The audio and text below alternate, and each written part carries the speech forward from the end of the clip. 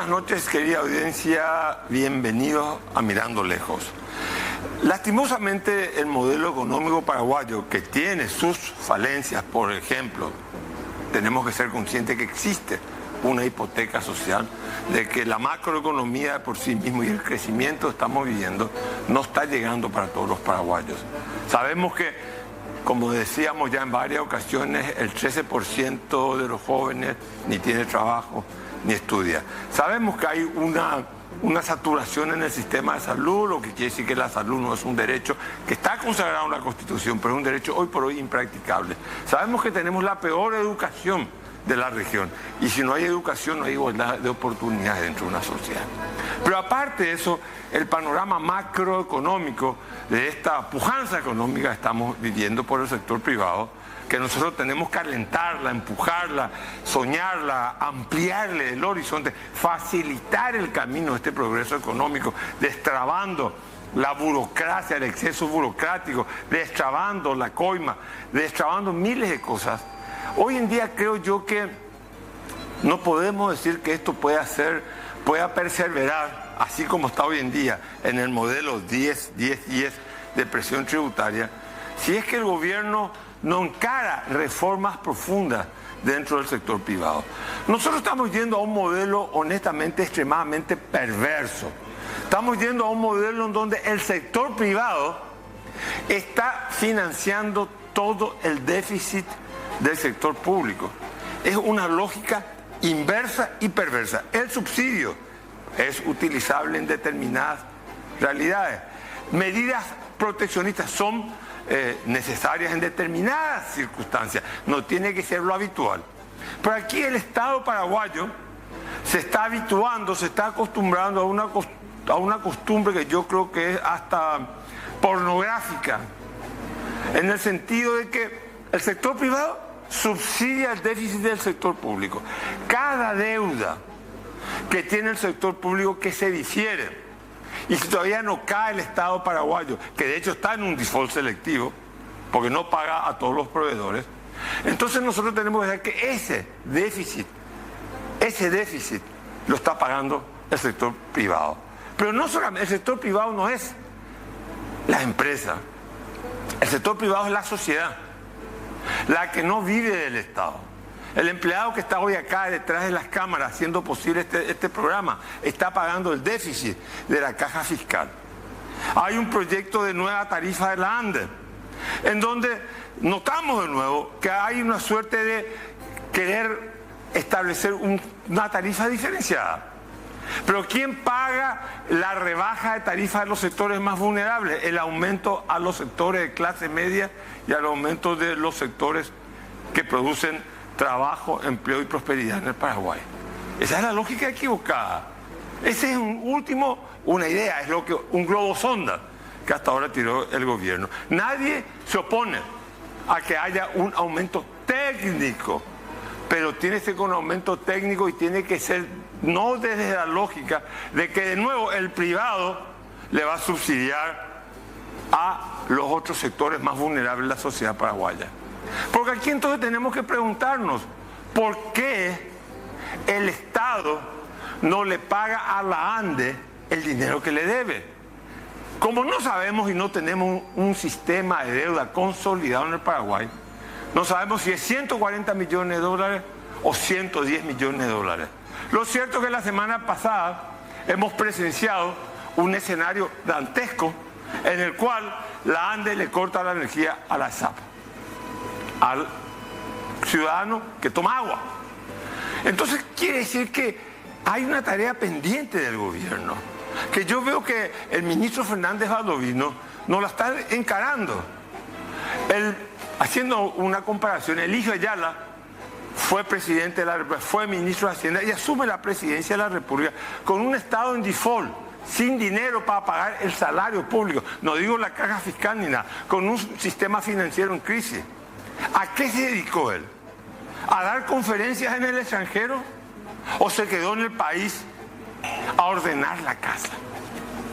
La casa quiere decir ordenar el sector público paraguayo, que sigue estando en verdaderamente muy desfasado con respecto a la modernización que está sufriendo el sector privado paraguayo. Hoy nosotros tenemos una economía con productos, con industrias diversificadas, de alta tecnología que se está diversificando, y tenemos un sector público que no sabemos. ¿Sabemos cuánto es la deuda externa? Pues la deuda externa se hace con aprobación del Parlamento, porque se le debe a los organismos multilaterales de crédito, se le debe, ahora se está emitiendo mucho bono a los que compraron los bonos, se sabe, está cuantificado eso. Ya llega al 40-41% del PIB. Algunos me dirán, pero eso es muy poco, podemos endeudarnos más. Si vos te podés endeudar más si tenés atrás una economía de base sólida, una economía que vos sabes bien que dinámicamente y de una manera progresiva y garantizada va a ampliar su mercado interior y va a ampliar su participación en el mercado internacional. Nosotros no somos ese tipo de economía.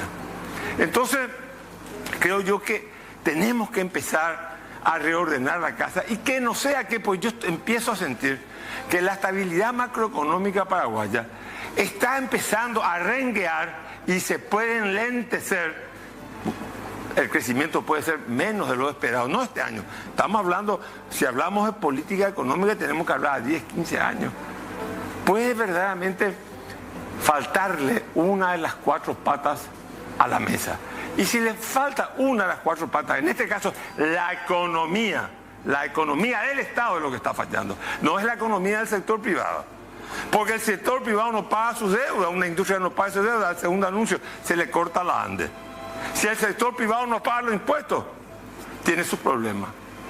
Entonces, hay un intento muy grande por parte del sector privado de formalizar la economía, de pagar los impuestos y de seguir invirtiendo en el Paraguay. La mayor inversión en el Paraguay no viene, digo lastimosamente porque necesitamos inversión extranjera. La mayor inversión para la industria, para generar fuentes de trabajo, viene del sector privado en el Paraguay. No viene ni del sector público, inversión nueva estoy hablando, ni viene tampoco del extranjero. Obviamente que necesitamos inversión directa extranjera, porque la ANDE nos dice, no tengo dinero para mi plan ejecutivo de generar nuevas fuentes alternativas de energía renovable. ¿Y quién lo va a hacer eso? Y va a tener que ser el capital internacional. ¿Por qué? Porque ahí estamos hablando de millones de dólares, miles de millones de dólares, o decenas, centenares de millones de dólares. Entonces creo que es el momento de frenar la pelota, de que el gobierno entienda que esto así no va a marchar por mucho tiempo.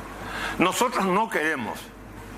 Yo quiero que el presidente Santiago Peña efectúe las reformas que el momento exige. Nos decían que en diciembre íbamos a tener el proyecto de ley presentado al Parlamento Nacional. Eso lo escuché de boca de una persona que me merece respeto, el ministro Fernández Baldovino. Ahora escuché que esa presentación al Parlamento se difiere para marzo del año que viene. ¿Por qué digo marzo? El año que viene, enero no hay Parlamento, febrero no hay Parlamento, empieza el 1 de marzo, entonces veremos si esto pasa. Miren, señores, no quiero dar un panorama tétrico.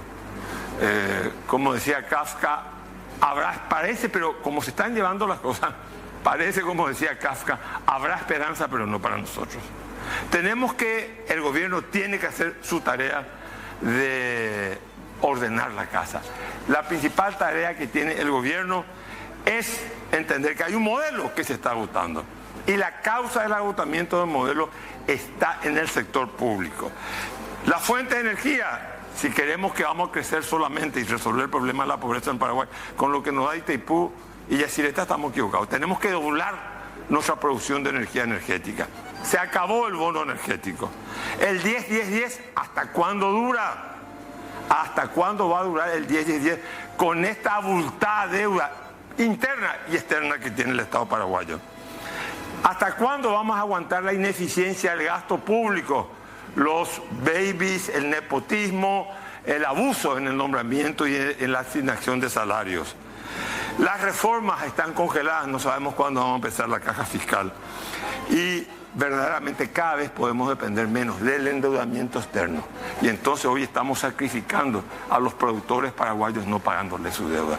Estamos ahora con el presidente de la Unión Industrial Paraguaya, Enrique Duarte, que el jueves pasado hubo un encuentro muy importante en la OIP, en donde salieron, por lo que leí en los diarios y escuché, declaraciones, digamos, pretendiendo enmendar el rumbo que está cobrando la economía paraguaya. Te quiero hacer una primera pregunta.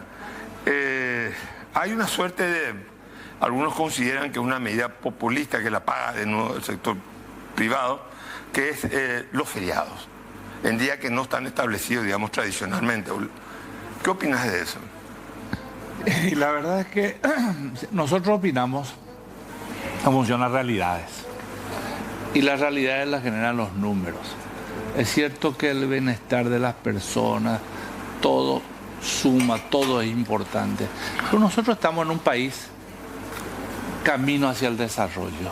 Nosotros tenemos muchos problemas. Por ejemplo, uno de los problemas fundamentales que tenemos es el problema de productividad, ¿verdad? Tenemos el problema de la mediterraneidad, tenemos el problema del tamaño del mercado que tenemos, de la escala. Por lo cual, analizando un feriado en el mes de diciembre, el mes en donde paradójicamente, como la gente dice, las empresas, el comercio, la industria, trata de hacer su agosto. Agosto en el buen sentido de la palabra, ¿verdad? En el sentido aumenta el consumo. Correcto. Entonces, consideramos que es realmente pernicioso para la industria. Y nosotros hicimos un estudio de qué nos cuesta o de qué le cuesta a la manufactura paraguaya un feriado en el mes de diciembre, donde ya tenemos 3, ¿verdad? Tenemos el 8, el 25 y el 31, y otros 2 medios días de trabajo que son el 24 y el 30, ¿verdad? Generalmente para el sector público 24 y 30 ya no... Ya normalmente es asueto, ¿verdad? Y 31. significa 40.700.000 dólares por día. Que no entra, que el PIB no crece. Exactamente. Entonces... ¿Y cuánto se gana el turismo, cuánto gana con esto? Supuestamente. Mira, primero hay que aclarar, ¿verdad?, que para nosotros el turismo es una industria importante, una industria sin chimenea, ¿verdad?, que ojalá cada vez siga creciendo más. No es una cuestión de la industria manufacturera contra la industria del turismo, sino que es una cuestión de realidad. Nosotros hicimos también el análisis, ¿verdad?, de un feriado en puente, ¿verdad?, de qué significa eso para el turismo por día, ¿verdad?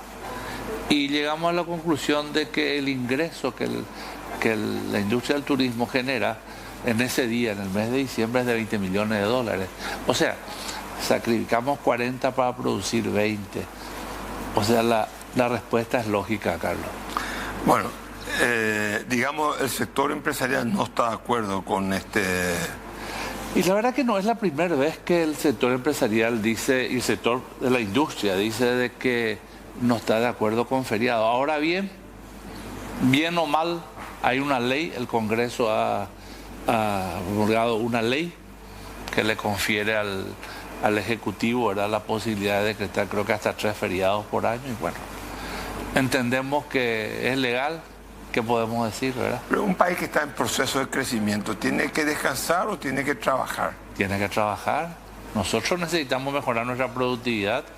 Todos los análisis, fíjate vos el informe de CEPAL, que nos da como uno de los países con menor productividad. Es cierto que la productividad depende no solo, ¿verdad?, de trabajar más, sino que también de otros factores, ¿verdad?, como la educación, y sobre todo la educación primaria y basada en habilidades blandas, ¿verdad? Pero sin ninguna duda es un factor muy importante. Te pregunto, el modelo de que el sector privado subsidie al Estado, suele ser la inversa, que el Estado subsidia. Acá el sector privado, por ejemplo, caja fiscal, el déficit del 2025 creo que va a llegar a, algunos dicen 343 millones de dólares, otros hablan de 370, o sea, no tenemos cifras exactas. Creo que hasta el mes de octubre son 300 millones más o menos. 300 millones, entonces O sea, podemos estar terminando en 370 millones de dólares de déficit. Pero la proyección que se tiene es que para el 2028 estamos hablando de 683 millones de dólares, que es dinero del contribuyente.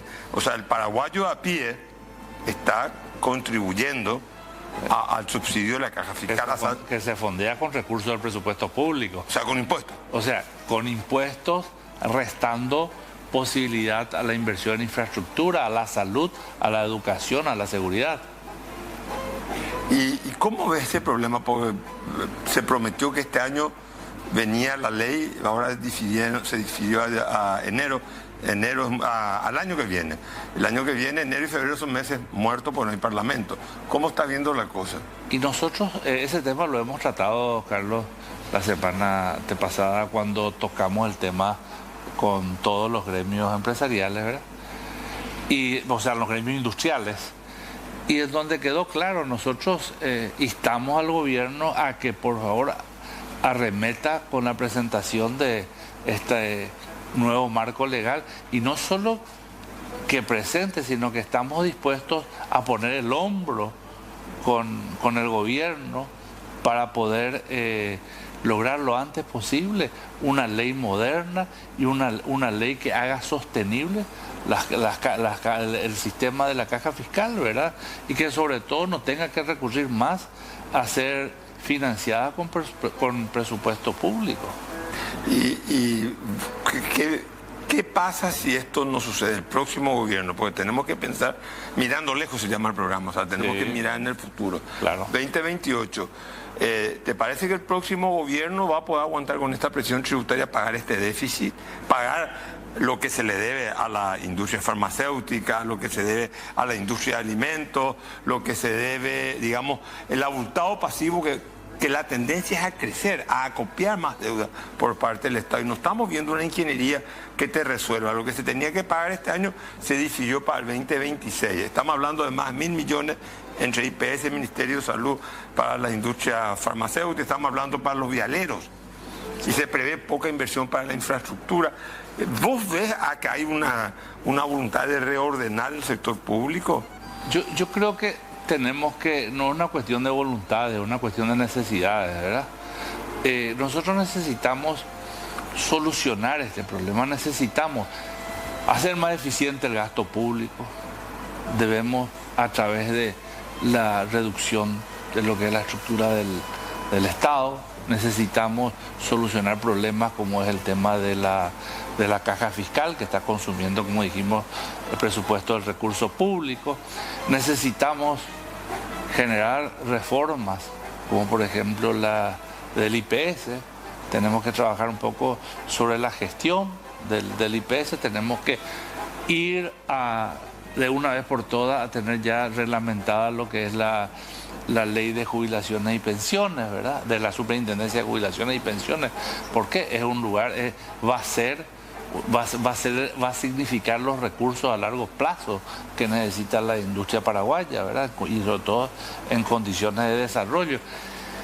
Pero yo, Carlos, quiero recordar aquel gran acuerdo público-privado del año 2003, ¿verdad? Cuando cambiamos la ecuación tributaria. Yo con Nicanor. Exactamente. Cuando se llegó a un acuerdo, dijimos, vamos a asumir esto, ustedes, sector privado, hagan su parte y nosotros vamos a trabajar racionalizar el gasto público. En racionalizar el gasto público. Se logró una parte, pero falta lo otro. Ahora, te quiero hacer siguiendo, te escuché varias veces decir, la ANDE necesita una tarifa técnica, no política. Después quiero que me cuenten los atrasos, cómo rezagada está la tarifa de la ANDE.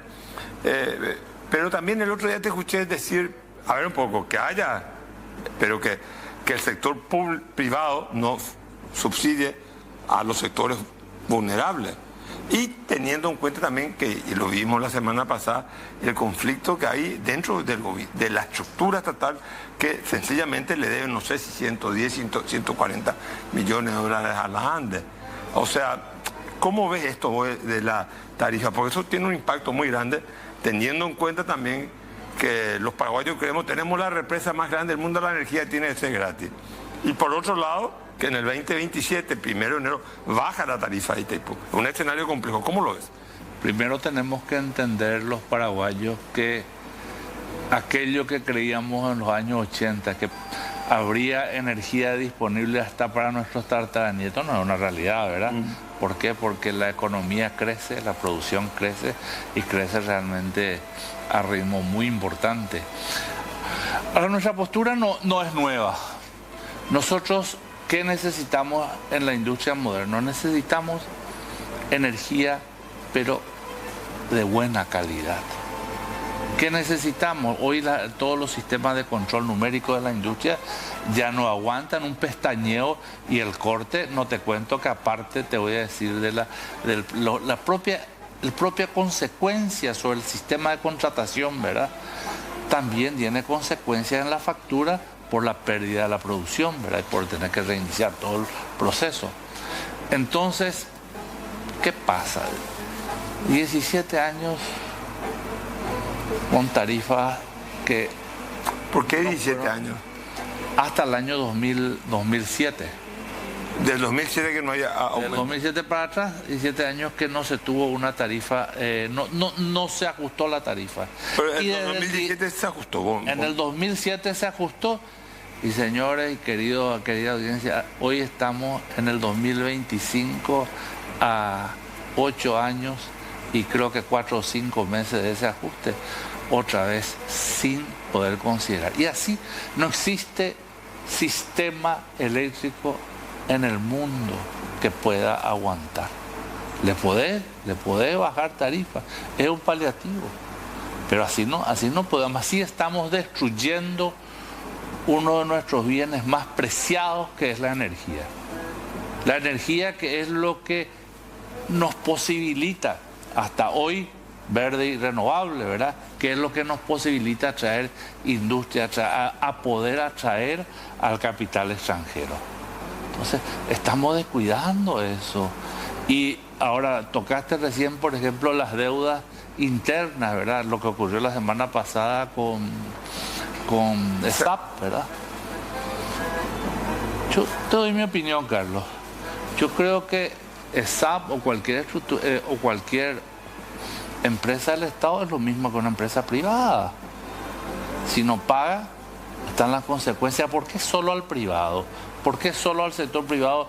Si es que no cumple con sus compromisos de pago, se le tiene que cortar. Tiene que ser igual para todos.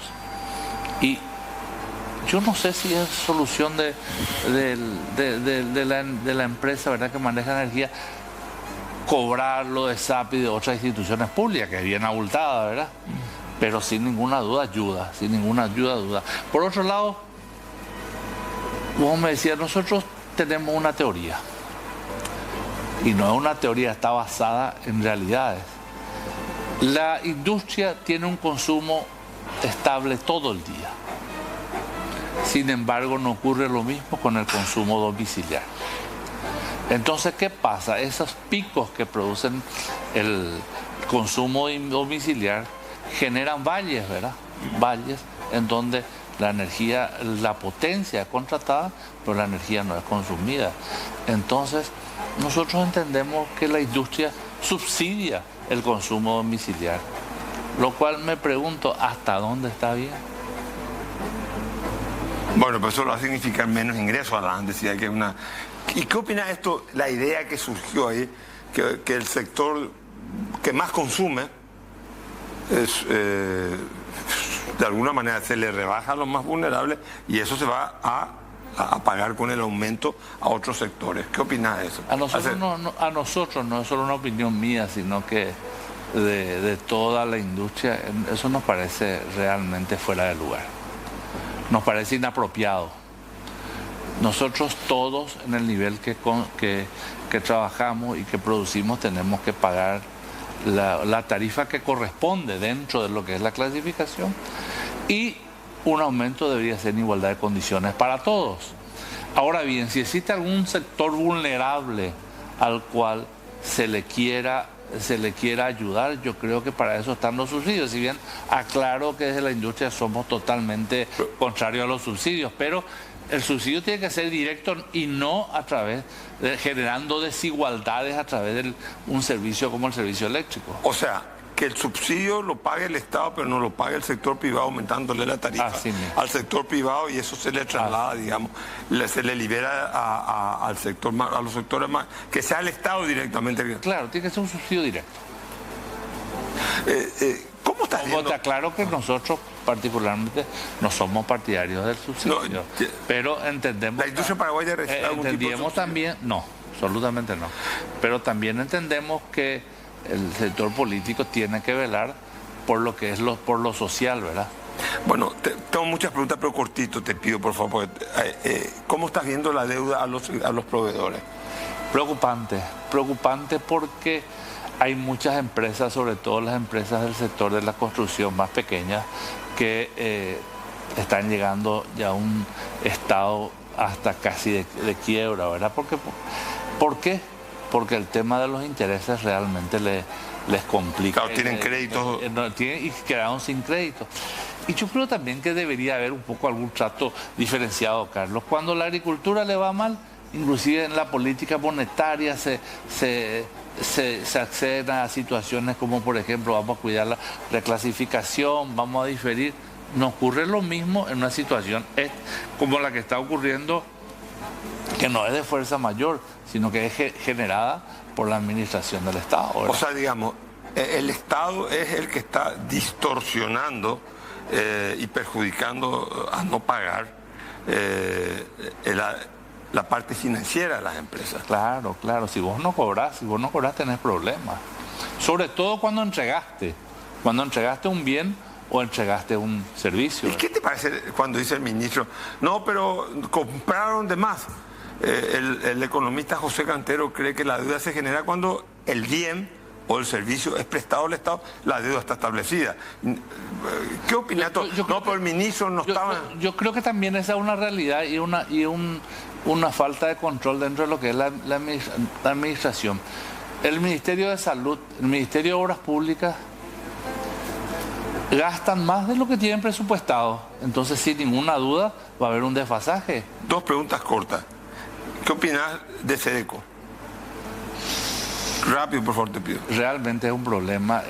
No tiene una reglamentación clara en cuanto a lo que son las multas, ¿verdad? Y está generando mucho problema en el mercado. ¿Qué te parece lo que se insinúa? Que en algunos casos la regulación de precios. La Constitución dice que en Paraguay rige el libre mercado. No sé por qué tenemos que ir hacia un esquema socialista. O sea, impugnás que los precios se controlan. No deberían haber un control. Ahora también creo que debe haber una gran autocrítica dentro de lo que es el sector privado, ¿verdad? Y se deben evitar monopolios y oligopolios, ¿verdad? Tenemos que ser muy autocríticos en el sector privado. Pero tenemos un sector público que controla ese oligopolio, colisión dentro del mercado, situación de predominio. ¿El Estado está fallando en eso? Y por eso hay, digamos, la alza de precios, o es que se abrió tanto el mercado internacional. Por ejemplo, la carne. Viajamos por el mundo diciendo que tenemos la mejor carne del mundo. Se amplían los mercados, entonces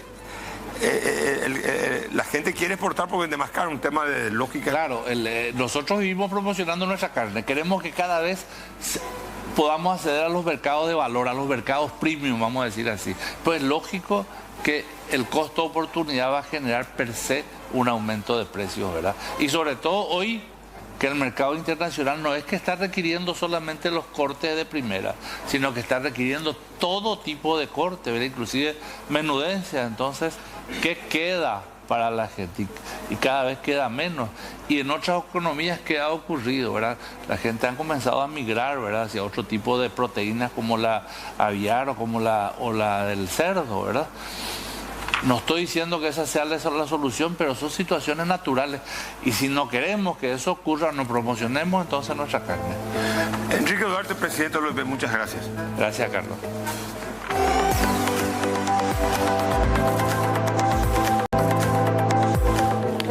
Bueno, estamos con una candidata por la oposición la diputada nacional Joana Ortega, para hablar no solamente de Asunción, sino también de algunas cuestiones, como ella es diputada nacional, también podemos tocar temas de política nacional. Joana, ¿cómo estás? Un placer de tenerte. Un gusto estar acá compartiendo esta charla. Bueno, leíamos en los diarios que se llegó a un acuerdo dentro de la oposición. Así es, se llegó a un acuerdo respecto a las fechas y la medición. Van a ser la última semana de febrero del próximo año, así que oficialmente en las tres candidaturas desde las tres candidaturas va a quedar una sola a partir de esa medición que hagamos la última semana de febrero. ¿Cuáles son las tres candidaturas? Yo pensaba que eran Soledad y vos. No, se sumó Arlene Aquino de Cruzada Nacional. Arlene Aquino. Sí, que también forma parte, digamos, del acuerdo y va a formar parte de la medición de febrero del 2026. O sea, son tres. Tres mujeres. Así. Ah, ok. Las tres son mujeres, claro, Arlene. Mujeres, sí, sí, sí. Ah, mira. Tres mujeres, así es. Pregunto por ignorancia. Es la primera vez que la fuerza está unida a la oposición, cosa que es muy positiva, pero van tres mujeres. Nunca sucedió esto con... Evany fue intendenta. Pero en la oposición creo que es la primera vez que se disputa entre mujeres. Sí. Aunque ya también en la elección anterior, en la del 2023, hay que mencionar que las posibles candidatas a vicepresidentas también eran mayoritariamente mujeres. No todas, pero mayoritariamente mujeres, ¿verdad? Esperanza Martínez, Katia González y Soledad, que finalmente quedó en la dupla. Pero digamos, como intendenta de la oposición, siempre la oposición... ponía candidatos varones, hoy son tres mujeres. De hecho, en 2021 yo fui la única candidata mujer a la intendencia entre todas las candidaturas que habían en ese momento, ¿verdad? Y ahora tres mujeres. Creo que el mensaje también es fuerte respecto al espacio que estamos ganando las mujeres en la política asuncena. Entonces quiere decir que vos ya tenés una suerte de proscripción municipal, ya tenés cierta experiencia, ya fuiste candidata, trabajaste temas municipales con anterioridad. Sí, así mismo es, desde el 2021 con la candidatura a la intendencia, pero mucho más también después, por supuesto, desde mi banca en Cámara de Diputados, desde donde vengo haciendo un seguimiento exhaustivo a toda la gestión de Óscar Nenecho Rodríguez, con una cantidad infinita de pedidos de informe y documentación que estamos, por supuesto, procesando, muchas de ellas que hicimos pública, la desaparición de los 500.000 millones. De hecho, es parte de ese trabajo que desde el legislativo como diputada por Capital también vine haciendo, estudiando particularmente todo lo que tiene que ver con el municipio de Asunción. Para que la gente, porque mucha gente todavía no te identifica bien, ¿cuál es tu formación? ¿Vos sos doctora, abogada, politóloga? Tengo un diplomado. Aparte de ser madre. Sí, yo soy diplomada en gobernanza local y cambio climático y también estudié ciencia política. Okay. En la Universidad Católica, sí. En la Universidad Católica. O sea, bueno, ¿y cómo estás viendo, qué sentimiento, qué sentiste con la idea de que el método va a ser que va a ser encuesta, elecciones? Encuestas. ¿Y cómo van a elegir al encuestado? Bueno, ahora a partir del acuerdo que se firmó la semana pasada, ahora esta semana tiene que suceder la reunión de mesa técnica, le decimos, donde van a haber representantes de las distintas candidaturas para debatir justamente el tamaño de la muestra, quiénes van a ser los encuestados, las encuestadoras, ¿verdad? Si va a ser una, si van a ser más de una encuesta, que podría ser también los métodos de verificación de esas encuestas, las preguntas, el cuestionario, los parámetros también, ¿verdad? Hay muchos detalles que discutir y creo que va a ser una larga conversación que va a tener la mesa técnica en paralelo al trabajo político que estamos haciendo las candidatas, de sumar equipos, de sumar fuerzas, de tener nuestras distintas actividades en este periodo de, diría yo, de pre-campaña, ¿verdad? Aunque extraoficialmente, pero de pre-campaña, en el que todas nos estamos moviendo tratando de sumar esas voluntades, ahora ya con una fecha límite que es la última semana de febrero. ¿Y te parece que reina el espíritu de aquello de que quien gana gobierna y quien pierde colabora? ¿Habrá ese espíritu? Porque es muy importante consolidar este espacio para la oposición para el 2028. Así es, yo creo que es un ejercicio importante de unidad, ¿verdad? Tuvimos distintas diferencias en este proceso, pero sobre todo tuvimos el acuerdo de poner a Asunción primero, de poner los intereses de la ciudad primero, y por eso es que se da también este segundo acuerdo en torno a la elección, a la selección, el método de selección que vamos a tener en febrero. Y yo espero que sí, por lo menos por mi parte, tengo total compromiso de acompañar a la candidata que gane esa medición. Por supuesto que cada una quiere ser ella misma, ¿verdad? Yo quiero ser la candidata que lidere esas encuestas en febrero, pero sí con el compromiso de acompañar y por supuesto en la expectativa de que las tres podamos, en el caso de ganar la encuesta, abrir espacios para discutir el programa, para discutir el cogobierno, para discutir también cómo vamos a llevar adelante estos 5 años en una ciudad que merece ser pensada además no solo por 5 años, sino por 15 a 20 años para poder resolver los problemas que nos va a dejar la administración saliente. ¿Te parece que la renuncia de Nenecho oxigenó al Partido Colorado? ¿Fue una jugada táctica del Partido Colorado para, digamos, limpiarse todo lo que se venía criticando, de esto, de aquello, de los 500.000 millones? Las acusaciones estaban en todos los medios de prensa, ¿no? Sí, de hecho, desde que empezó este operativo de las 2 intervenciones en las que ataron de alguna manera en su jugada más política la de Ciudad del Este con la Asunción, la expectativa yo creo era buscar ambas renuncias, ¿verdad? Por un lado tenemos un ex intendente municipal de Ciudad del Este que se plantó y que dijo no, vamos a elecciones, y eso sin lugar a dudas es también un oxígeno para la oposición porque vemos hoy de que es efectivamente plausible ganarle al oficialismo en las urnas con el apoyo ciudadano, con un proyecto de unidad y de ciudad, como es el caso de Ciudad del Este, pero es cierto que ellos buscaron como parte de su operación política desde el primer día la renuncia a Óscar Nenecho Rodríguez. Sin lugar a dudas, hoy el oficialismo colorado, el escenario que quiso evitar a todas costas es tener que enfrentarle a Katia González en las urnas en Asunción. O sea, ellos tenían una derrota segura. Si es que acá teníamos elecciones extraordinarias, hoy Katia iba a ser ya la intendenta municipal de Asunción, yo estoy 100% segura de eso.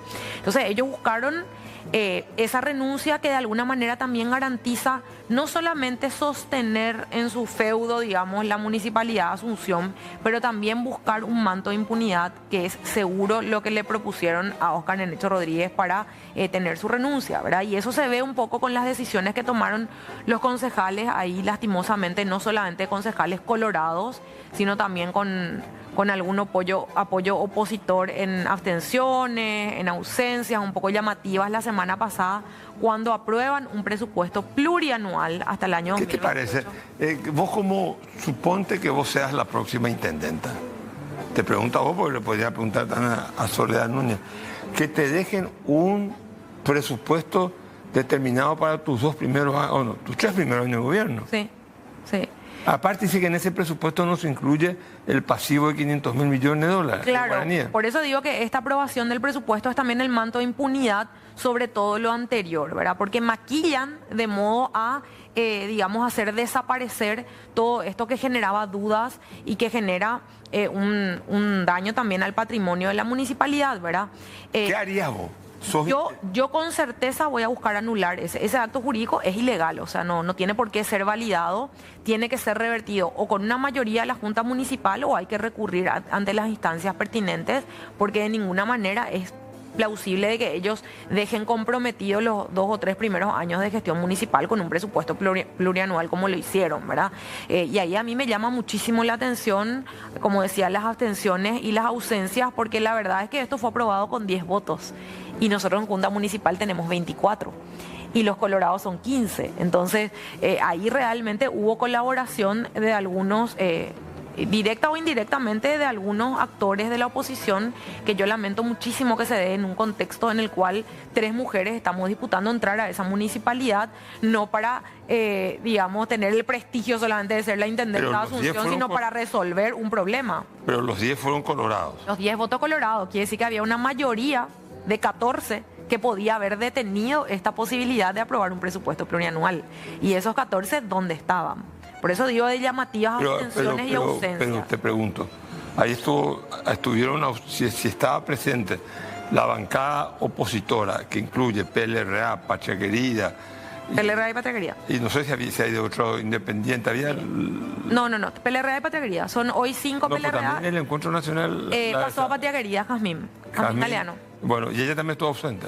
Ella estuvo ausente, Fiorella Forestieri estuvo ausente. Votaron en contra 3. Álvaro Grau, Paulina Serrano, de Patria, ambos, y Humberto Blasco, el PLRA. Y las otras fueron ausencias y abstenciones. O sea que si la oposición en bloque votaba, digamos... Podía haber detenido este presupuesto plurianual. Entonces ahí hay ese tipo de cosas. Yo lo digo abiertamente porque... Desde el punto de vista jurídico es una barbaridad. Es una barbaridad. Y además yo no estoy juzgando, estoy diciendo los hechos como fueron, ¿verdad? Inusual en el mundo. Porque en cada país del mundo, en cada administración, el presupuesto es anual, porque hay una coyuntura, hay vaivenes, hay deudas nuevas, nadie preveía el COVID, entonces tuvieron que hacer ampliaciones. Totalmente. Es decir, en la Cámara de Diputados, en mi experiencia como legisladora, Carlos, lo más descabellado que pudimos llegar a discutir en algún momento con una propuesta del oficialismo de aprobar un presupuesto a libro cerrado, que igual me parece descabellado que el Congreso no tome sus propias atribuciones y no discuta un presupuesto, ¿verdad? O sea, aprobar un presupuesto a libro cerrado es prácticamente rescindir de las obligaciones que nosotros tenemos, ¿verdad? Y eso fue lo más descabellado, pero en ningún momento ni a esta mayoría oficialista en el Congreso se le ocurrió plantear algo como un presupuesto plurianual. Eso no difiere del funcionamiento de las juntas municipales, ¿verdad? Que realmente, por eso digo, 14 votos no fueron a favor del plurianual, quiere decir que había una mayoría que podía detener esto. De cualquier manera, yo voy a buscar la nulidad de ese acto porque... Pero esa gente, esos concejales te van a apoyar a vos. Ahora mismo no me apoyan ninguno de los 9, ¿verdad? Están en el otro equipo, pero yo esperaría que si quieren traer su apoyo, ellos mismos busquen revertir. Ellos tienen que dar señales claras de que van a ser concejales opositores que van a defender los intereses de los contribuyentes de Asunción. Si vos ganás, van a ser oficialistas. Claro. Sí. Así mismo. Pero tienen que dar señales claras que van a proteger y tienen que buscar revertir esta situación de forma urgente. O sea, Humberto Blanco fue el único liberal que se quedó, digamos. El único que votó en contra, sí. ¿Y cuál es el argumento de la bancada colorada para hacer eso? Que jurídico, digo yo.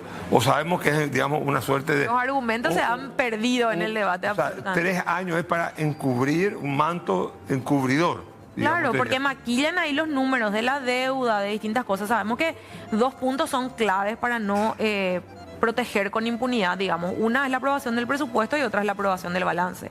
Si en esos 2 puntos no tenemos concejales opositores firmes, realmente, más allá de estas 3 que son excepciones, realmente estamos en el horno.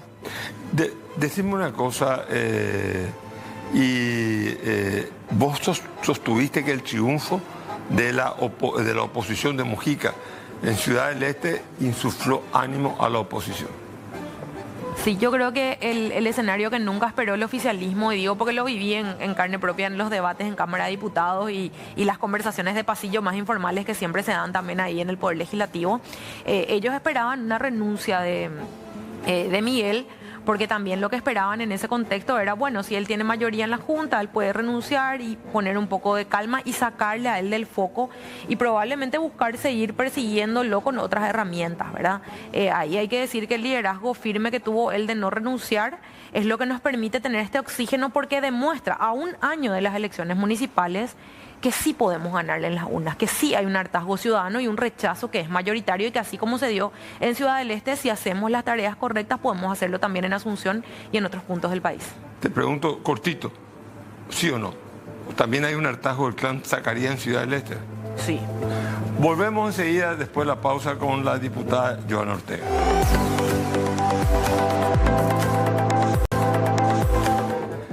Bueno, seguimos con la diputada Johanna Ortega. Te quiero hacer una pregunta. Vos también sos una mujer analítica, sos un cuadro político en el sentido de que tenés una capacidad de análisis, un ángulo ideológico para mirar las cosas. Y venís de un sector que era nuevo, un sector progresista.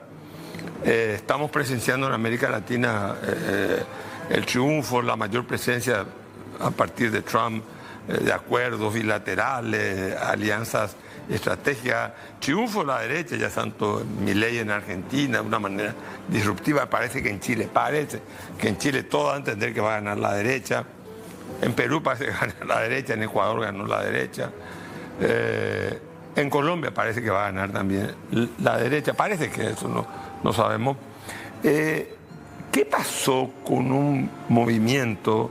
Pues yo creo en la pluralidad política y yo creo que es importante enriquecer no solamente el debate, sino que alguien te recuerde de lo social, que hay una demanda social y que hay que imponer racionalidad económica a las cosas. Así mismo. Entonces, ¿qué pasó se desmembró? ¿Qué pasó con todo ese movimiento que tuvo 7 senadores, creo, el periodo pasado? Hoy en día solamente entró una persona muy querida y respetada como Esperanza Martínez en el Senado, entraste vos. ¿Qué pasó con todo eso? ¿Se diluyó todo eso? ¿Dependía toda la figura de Lugo o el Paraguay es un país extremadamente conservador? El Paraguay. Por un lado, sí, el Paraguay yo creo que sigue siendo un país muy conservador y que eso me parece que va cambiando con las nuevas generaciones, pero es cierto que un factor ahí difícil de movilizar es la juventud, o sea, políticamente difícil de movilizar, ¿verdad? Entonces ahí todavía hay una brecha que hay que encontrar de cómo movilizar ese sector etario más, entre 18 y 25, ¿verdad? Que todavía cuesta, eso por un lado. Entonces ese público más joven progresista por ahí no participa políticamente ni electoralmente en día de elecciones de forma mayoritaria.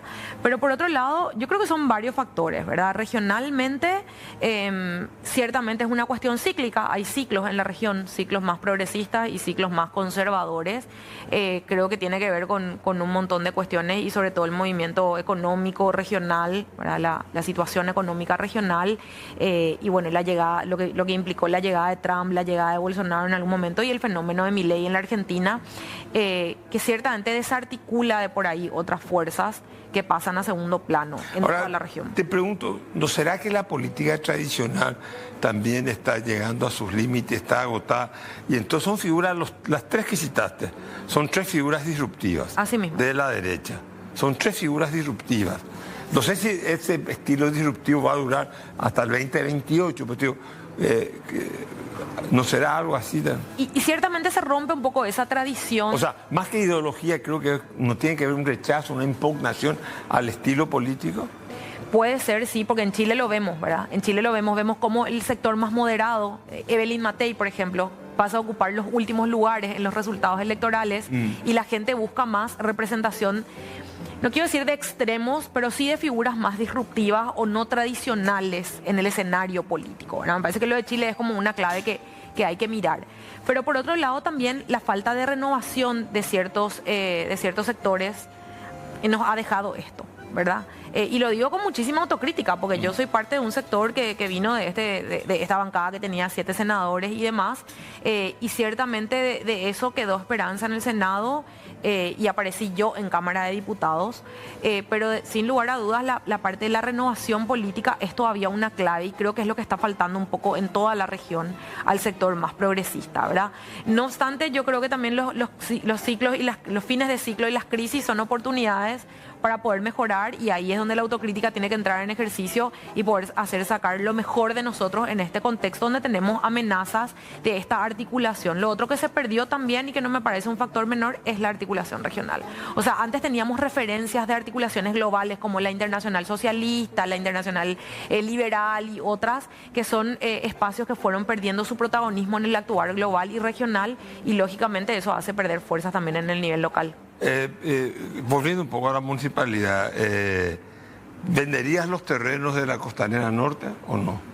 No, yo creo que no hay que tomar decisiones apresuradas con los terrenos de la Costanera Norte. Tiene que haber un plan de desarrollo de la Costanera. O sea, primero el plan y primero después... el plan, ¿verdad? Un plan que piense, como decía, no una asunción a 5 años, no de si resolvemos, y no lo digo ni de forma positiva ni negativa, poner una estación de servicio ahí, que capaz puede ser algo bueno, ¿verdad? O capaz no, pero tiene que ser dentro de un plan de desarrollo de la Costanera que busque que ese espacio genere alianzas público-privadas donde pueda haber ciertamente participación del sector privado, pero donde se preserve el espacio público que la ciudadanía está esperando también como parte de la ciudad. Pero tiene que ser un plan que contemple toda esta participación, algo más integral, para poder decidir si hay que vender, si hay que concesionar, alquilar. Ahora, algunos dicen, me acuerdo que me lo dijo acá Nenecho, no, el tema de la Costanera es un negocio inmobiliario. Hay zonas que se están desarrollando con mucha fuerza.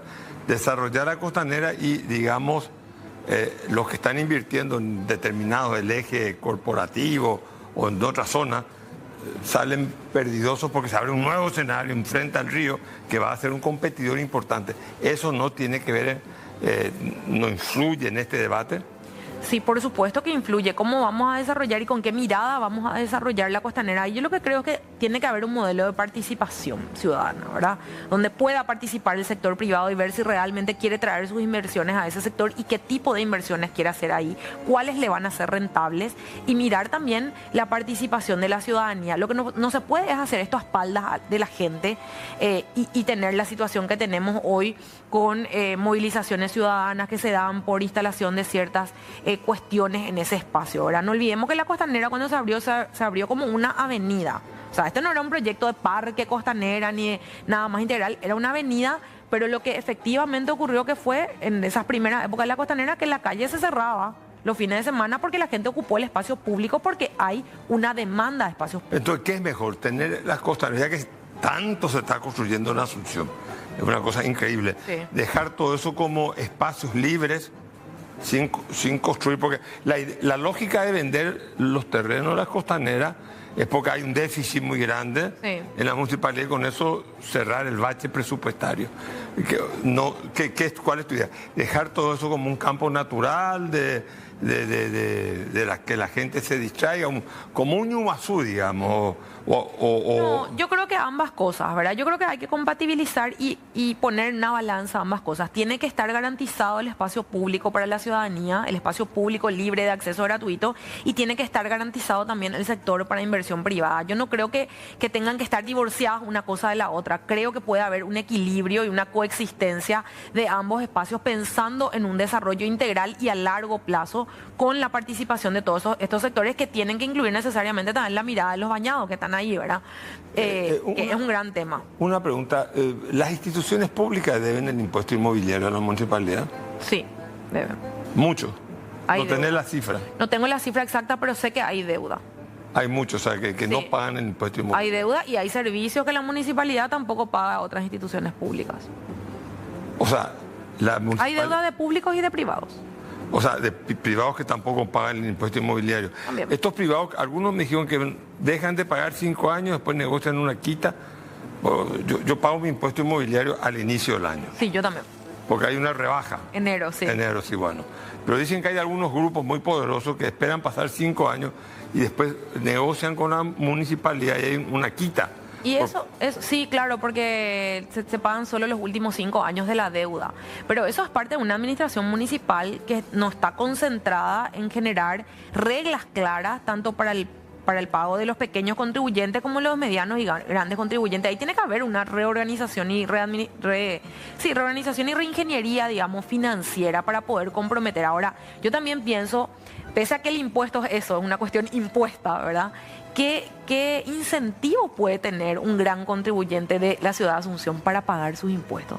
Si no recibe nada de la municipalidad y si sabe que lo que va ahí, que es fruto del esfuerzo de su trabajo, de su empresa, de sus impuestos, se va diluido a operadores políticos que están contratados ahí, encima con salarios paupérrimos, pero son una cantidad de funcionarios que no tienen funciones y que no retribuyen a la ciudad en cuanto a servicios. Lógicamente no hay ningún tipo de incentivo y probablemente se usen este tipo de herramientas de ir nomás a renegociar 5 años después, ¿verdad? Yo creo que tienen que haber incentivos claros, por eso decía, hay que pensar las cosas de modo integral y también lo de la costanera, creo yo que no tiene que comprometer, o sea, no podemos nosotros tener un plan de desarrollo para tapar una deuda que dejó otro. La costanera tiene que tener un plan de desarrollo propio porque los asuncenos y asuncenas merecemos. ¿Y ahora cómo está la situación de la costanera? ¿Cómo está la situación de la costanera? Y bueno, dentro de dentro de esta aprobación plurianual justamente podría incluir el remate de los terrenos de la costanera, o sea, está en riesgo la costanera hoy bajo esta administración municipal. O sea, se pueden rematar para cerrar. Podría suceder ya antes que entremos. Pero ese es un activo muy caro, tiene que ser los terrenos de la costanera. Lo que pasa es que para tapar el agujero que dejó en el hecho es como que van a hacerlo a cualquier precio y ese es el riesgo que hoy pesa sobre la costanera y sin ningún plan, ¿verdad? O sea, si vos sos intendenta vas a hacer un plan